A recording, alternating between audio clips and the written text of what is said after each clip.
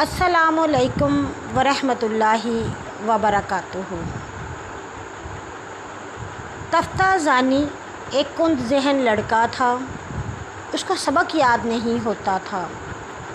उसको सब लोग अहमक, बेवकूफ़ समझते थे, जाहिल समझते थे। कुतुबुद्दीन राज़ी उनका उस्ताद था। कुतुबुद्दीन राज़ी को जब किसी तालिब इल्म पर गुस्सा आता तो वो उसको ये ना कहता कि तुम नालायक हो, बल्कि वो उसको ये मिसाल देता है कि तू तो तफ्ता ज़ानी की तरह है, तू तो बिल्कुल तफ्ता ज़ानी ही बन चुका है। तफ्ता ज़ानी को इल्म हासिल करने का बड़ा शौक़ था। वो आलिम बनना चाहता था।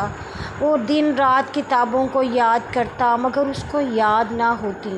वो बहुत परेशान रहता, क्योंकि उसका उस्ताद भी उसको दिन रात ताने दिया करता था कि तू कुंद ज़हन है, जाके कोई और काम कर ले। इल्म हासिल करना, आलिम बनना तेरे बस की बात नहीं। एक दिन तफ्ता ज़ानी रात के वक्त किताबों के सामने बैठा ज़ारो ज़ार रो रहा था और दुआ कर रहा था कि ए मेरे अल्लाह अज़्ज़ो जल, तू तो मेरे दिल की हालत जानता है। मैं इल्म हासिल करना चाहता हूँ, मैं नबी पाक सल्लल्लाहु अलैहि वसल्लम के दीन की तबलीग करना चाहता हूँ, मगर मैं मजबूर हूँ कि मेरा ज़हन याद ही नहीं कर पाता। मेरी सोच मेरा साथ नहीं देती। मुझे लोग जाहिल कहते हैं, मुझे इल्म नहीं हासिल हो पा रहा। या अल्लाह मेरी मदद फरमा दे। मैं क्या करूँ? मैं मजबूर हूँ। मेरा दिल और मेरा ज़हन कहता है कि मैंने आलिम बनना है, लेकिन मेरा दिमाग मेरा साथ नहीं दे रहा। दरवाज़े पर दस्तक होती है। वो अपने अश्कों को रोकते हुए आवाज़ देते हैं कि कौन? बाहर से आवाज़ आती है, बाहर आ जाओ, सैर पर चलते हैं। तो अंदर से तफ्ता ज़ानी कहते हैं, मैंने सैर पर नहीं जाना। मैं आलिम दीन बनना चाहता हूँ। मेरी मंज़िल सैर नहीं, मेरी मंज़िल इल्म है। मेरी मंज़िल अल्लाह के हुक्म और नबी सल्लल्लाहु अलैहि वसल्लम की तालीमात को याद करना है। दूसरी दफ़ा फिर दोबारा दस्तक होती है। फिर कोई उसे आवाज़ देता है कि बाहर आ जाओ, सैर पर चलते हैं। वो कहता है, नहीं, मेरा जज्बा और मेरी हिम्मत ख़त्म नहीं होगी। मैं कमज़ोर नहीं बनूँगा। मैं मेहनत करूँगा। कभी ना कभी तो मेरे अल्लाह पाक मेरे ज़हन में वो ताकत दे देंगे कि मैं दीन हासिल करूँगा। मैं भी अल्लाह के तालीमात पर अमल करूँगा और लोगों को उसकी तालीम दूँगा, लोगों को इसकी तरग़ीब दूँगा। दोबारा फिर दस्तक होती है। फिर कोई कहता है, बाहर आओ। फिर वो कहता है कि मैं क्यों आऊँ और तुम कौन हो? आवाज़ आती है कि तुम बाहर तो आओ।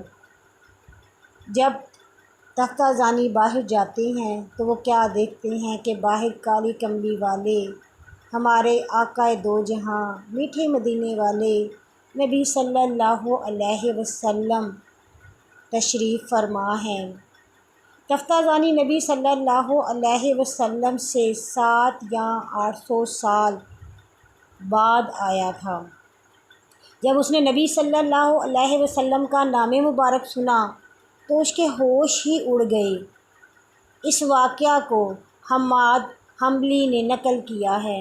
वो कहते हैं कि जब मदीने वाले आका वहाँ पर आए तो आपने अपने लाभ को तफ्ता ज़ानी के मुँह में डाला।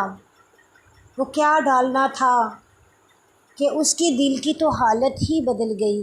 उसका ज़हन रोशन हो गया। उसका ज़हन इतना तेज़ हो गया कि वो ख़ुद समझ नहीं पा रहा था। फिर वो जब सुबह के वक्त अपने उस्ताद के पास आया तो कुतुबुद्दीन ज़ारी ने कहा कि आज तो तफ्ता ज़ानी की हालत ही बदली हुई है। जब वो कुछ भी सवाल करते तो तफ्ता ज़ानी सबसे पहले जवाब देता। उन्होंने पूछा, मुझे बता तो सही, ये तो पहला तफ्ता ज़ानी तो नहीं है, तूने ऐसा क्या किया है, ऐसा क्या माजरा हो गया है कि तू बिल्कुल ही बदल गया? तफ्ता ज़ानी ने कहा कि आओ मैं तुम्हें बताता हूँ, मगर میں تمہیں سب کے سامنے نہیں بتاؤں گا۔ تفتہ زانی اپنے استاد کو ایک تنہائی میں لے جاتا ہے اور تمام واقعہ بتاتا ہے تو قطب الدین زار رونا شروع ہو جاتا ہے اور کہتا ہے کاش میں تفتہ زانی ہوتا، کاش نبی صلی اللہ علیہ وسلم مجھ پر کرم فرماتے، کاش میں کند ذہن ہوتا، میں جاہل ہوتا۔ سچ ہے جب میرے آقا کی نظر ہوتی ہے تو جاہل بھی عالم بن جاتے ہیں۔ اللہ پاک ہم پر بھی اپنی نظر کرم کرے اور نبی صلی اللہ علیہ وسلم کی محبت عطا کرے، آمین۔